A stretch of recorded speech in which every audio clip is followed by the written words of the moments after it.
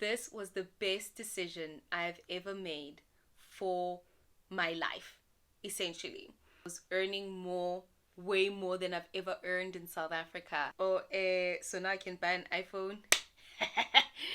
Now I can buy a MacBook. I can buy an iWatch. I can buy AirPods. And I bought those things. But what I also did was I saved and I invested. I bought property. I invested money. I saved money. I sent money home and all of that. Hey, Sembaleti Hemde. Hey, Majazi must just rest a little bit, you know? Oh, guys, I decided that today I really just want to talk about some of the regrets that I have had in my studies, in my life choices when it comes to career and work. And the reason I want to have this discussion is because it's graduation season in South Africa. And I've been scrolling past my Instagram and I've been seeing how beautiful and lovely you all are looking on your graduation day. And it really took me back to 2016 when I graduated from the University of Johannesburg, Kingsway campus. Standing by the fountain, by the lawn, by the Madibeng building, going to the auditorium, the works, And I can imagine the anxiety that I felt about my future then is the same type of anxiety that a lot of you might be feeling as well right now about your future and what now. Like, yes, you have the degree. Yes, you've graduated. You might have done actually pretty well. You might actually be the first person in your family to graduate, You might be the one that your family has placed a lot of hope in, a lot of faith in, and you might be feeling quite a lot of pressure about what's next and how you can get somewhere and be able to elevate your family and maybe take them out of poverty or put them in a more comfortable situation than the situation that might be. I know you guys are seeing me like on YouTube and you're seeing how I might be dressed or how I look and everything, and it can create that impression that Loi kabona bana mali or ukule kahle, or those sort of things. But if I could even begin telling you half of my story, I'd probably even cry myself. Mara ayikona kwalano, asikho lapho, not today. I actually grew up poor, to put it lightly. And maybe poor nowadays means something else. I don't know, but that was poor. So I grew up in Meadowlands, Zone 6. If you're from Soweto, just right, Soweto, we are here. I grew up in Meadowlands with my grandmother. We lived in a shack. If you don't know what a shack looks like, I'm just going to insert a picture. Yeah, we lived in a shack in Meadowlands, and it was in the backyard of the owner of the house. So there were, I don't know if there were government houses or what, but the old man owned the house, and then people could build their shacks in his yard. And I think there were 3 shacks, and then there was like an outside toilet for all of us to then share. That kind of living condition. And living in a shack is like the most, if you've never lived in one, I don't know how to explain it. I don't know, but whatever you see when you walk past shacks and you like ever wonder how people like live like that, yeah, that me, Tisa, like you see on YouTube. I've lived in a shack, exactly. And then luckily, my mom worked very hard, and that's a story to tell on another day. And she was able to, take me out of that environment. And then I continued the rest of my life in Malvern, close to Kensington. Some of you might know the area. Eastgate side, Malvern, Kensington, Eastgate. Yeah. I lived there with my Afrikaans family. And yeah, I had an Afrikaans mom. I'm sure sometimes when I speak, you guys hear me say open af and all of that, and you're like, and why is this one speaking Afrikaans, this one? It's because I grew up in an Afrikaans household from the age of around 8. Yeah.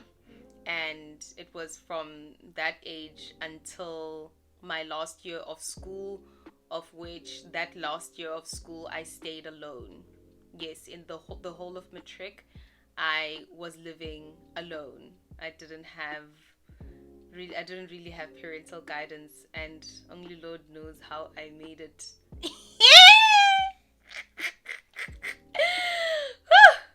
Dodged a lot of bullets. Anyway,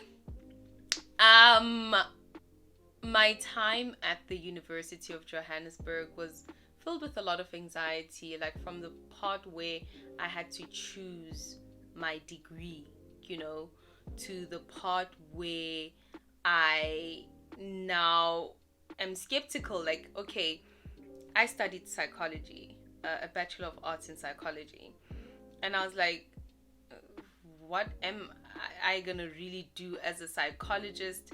Even if I graduate, do I really feel like I would be able to go into the field of psychology, start working and making money and bringing some bread home,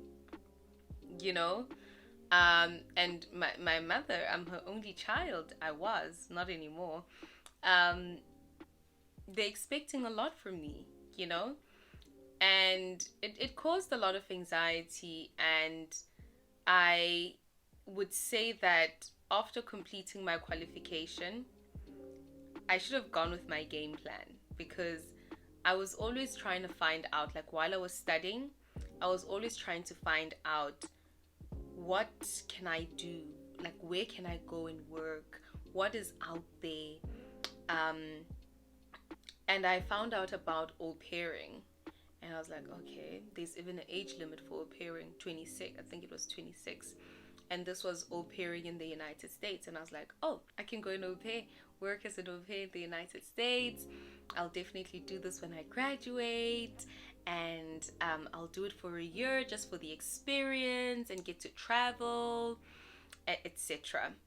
And then the other alternative was working as an air hostess for Qatar Airways or Fly Emirates. And they have like open days. They used to, I don't know if they still do. They have these open days in the major cities in South Africa. And I used to pay attention to the ones that they would have in Johannesburg. And you would need to like get your pictures prepared and your CV and everything, and stand in this long queue in order to meet the recruiters. And the other alternative was to go abroad and teach English in an Asian country, or in a country that has English teaching jobs. And apparently South Africans qualified for those jobs. I didn't do the au pairing, and I regret that. I didn't do the air hostessing, and I regret that. But I did do the third one. I did come to China. I eventually came to China to come and teach English here. And I'll say that this was the best decision I've ever made for my life, essentially. Not only money-wise, but also just psychologically, mentally, spiritually, everything. I discovered myself in being here.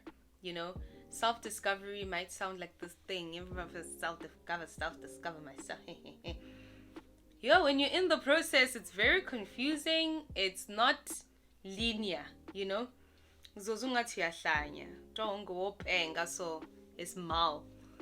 Sometimes you'll experience pure joy and freedom because the country is safe and you have access to so much that you might not have back home.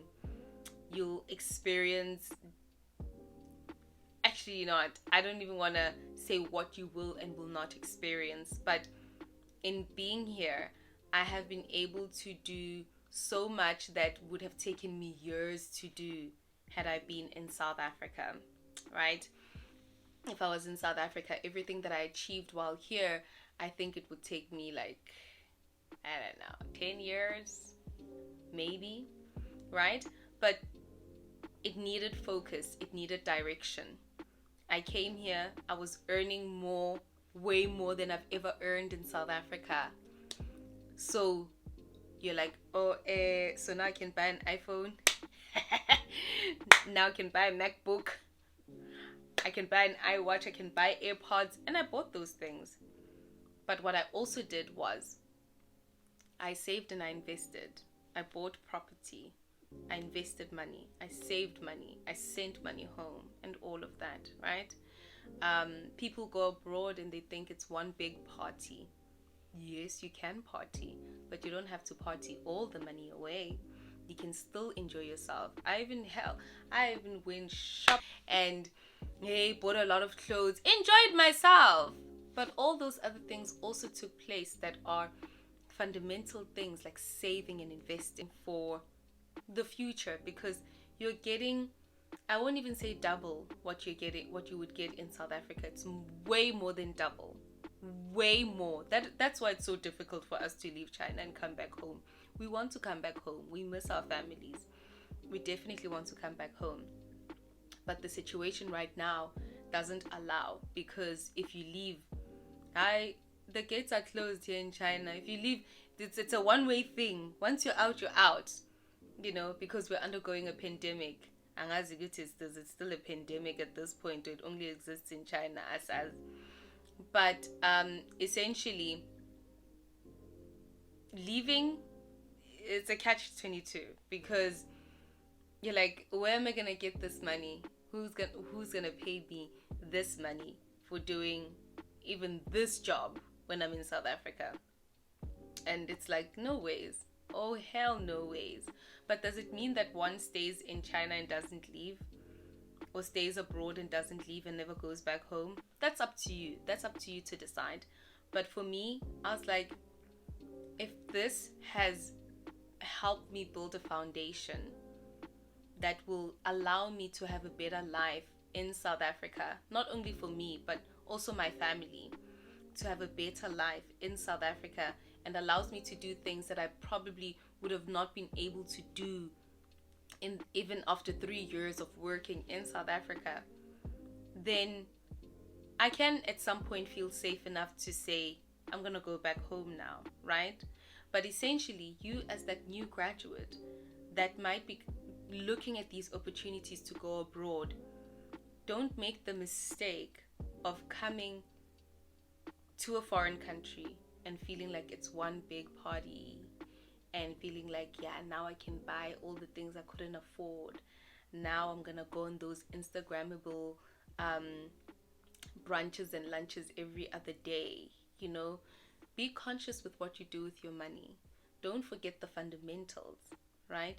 You don't want to finish a year and be like, wow, so this is how much I earned in the year and I don't know where that money went. Make it make sense, Lord. Make it make sense. So you don't want that to be you. You want to find yourself in a situation where even when you have to go back home, you're going back with something. You're going back with something that can still generate an income for you, even if you cannot be employed in South Africa, right?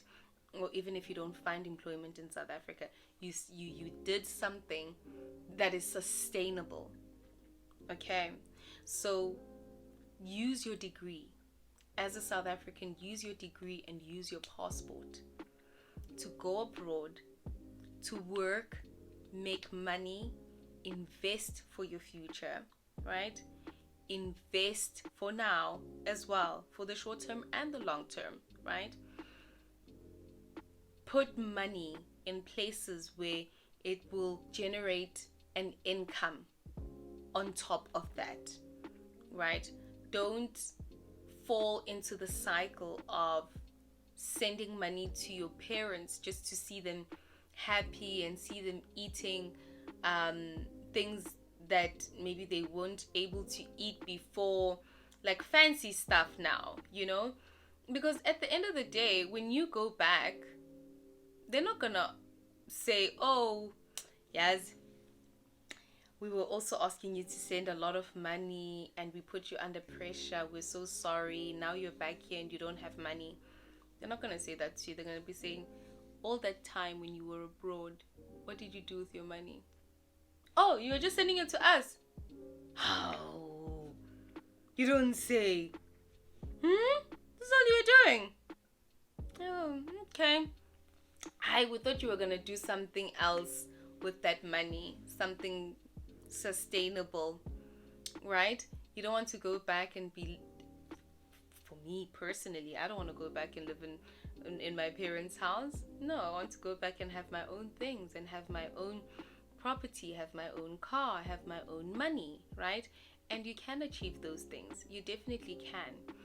And if you might be new to the idea of teaching abroad, please look in the description box. I'll leave some links to other channels of other YouTubers and content creators that talk about teaching abroad in certain countries, and other Facebook groups as well that are out there that can give you up-to-date information about going abroad and teaching abroad and working abroad in general, right? And if you're watching and you know any other information, feel free to share and leave it in the comment section. Any advice that you might have for new graduates that, maybe could encourage somebody out there or could help somebody, please feel free to leave it in the comment section. I didn't touch on my full story per se, but I wanted you to sort of get an outline of where does Tisa come from versus where Tisa is now, right? So I'm not coming from money and then coming to China was just like, oh, I'm gonna just do whatever with my money. No, I'm coming from a poverty background, okay? And I can say that now without feeling any shame. I can say that now without feeling anything, because now I feel like my family is at a better place. I wouldn't say we are now middle class or what. No. We're at a better place, right? But where we're coming from versus where we are now, it's better, right? And it's not like I'm the one that made those changes. No. Different people in my family had a different role to play. But my role was not going to be one which sets us back or one where I put myself in a position where I still need to depend or rely on my family financially. Mine was go out there and build something and bring back something that will sustain me, but it will also, in many ways, also sustain the rest of my family as well, right? So you as that new graduate, go and take those opportunities. You hear about au pairing abroad and it's legit, go for it. Go and au pair. You hear about being a flight attendant, go for it. Go and be a flight attendant. You hear about teaching in a particular country, go for it. Go and teach in that country, okay? And whatever you do, remember to be conscious about that salary that you're going to receive. Think about how much you would be earning in South Africa versus what you're earning in that country, okay? And see that this amount that you're earning in this country is essentially setting you up years ahead when we bring it back to South Africa, right? But it's up to you. Do you then take it and set yourself back? And if you've already made those mistakes, you can start now. You can start today to start changing some of the ways that you spend money. Start changing some of the ways that you have not been investing or doing something that is sustainable with that money, right? You can start making that effort now, because at the end of the day, no matter where we are in the world, wherever we're working, at the end of the day, South Africa is still our home, and we never know at what point do we land back there. Well, I know when. I'm definitely gonna go back, but I'm gonna go back with confidence, lots of confidence now, with definitely stability, you know, and I won't have that anxiety of being unemployed. But had I blown it here, I know. I know. I would have to start a channel in SA called I Blew It in China or I Blew It Abroad. But congratulations on your new qualification. If you're a new graduate, let us know in the comment section. Say, I'm a new graduate. Put the confetti and the graduation hat. Let's congratulate you. If you have questions, also ask. And if you are abroad and you're a South African and you have anything to share that would be of use to other graduates, please feel free to leave a comment. This video is mainly for the purposes of helping out new graduates and giving them hope that they can still go out there, they can leave South Africa, go and do something abroad, bring it back home, enrich their families and themselves, right? So thank you guys for watching. If you're new to the channel, feel free to subscribe and go through all my other content where I speak about money, investing, and a bit of my life here abroad. Thank you. Nkateko.